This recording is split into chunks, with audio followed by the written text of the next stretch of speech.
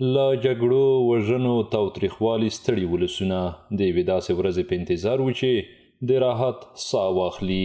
د اسلامي اماراتو د مجاهدینو له لوري د ولایتونو د فتحو پیلېدل هغه څه و چې د دې جنګ ځپلي هېواد ولسونو هیلې ژوندۍ کړې.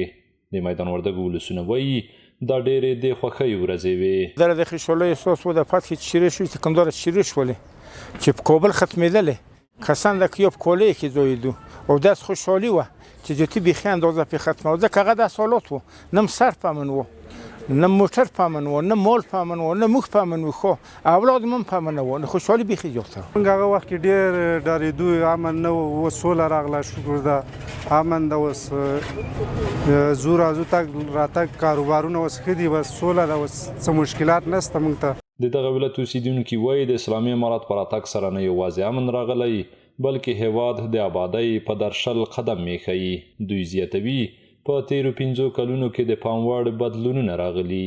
تاسو ته واضح معلومه ده چې دا یو سړک پوخ شو عمومي کابل کندهار اوس دا بل باندې کار روان ده. هلته ارغندې کې 3-4 سړکه شروع شوي دي د جلیز خواته سړک باندې کار شروع شوی ده او داسې د محلي سړکونه فرعي سړکونه په دیو باندې ډېر کارونه ترسره شوي دي. موږ ډېر خوشحاله یو.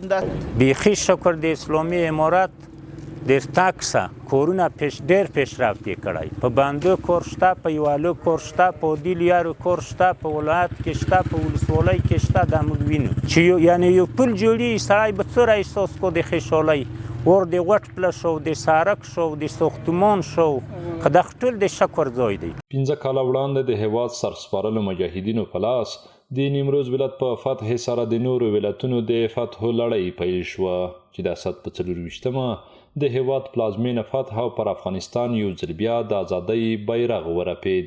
مقام دروازه ده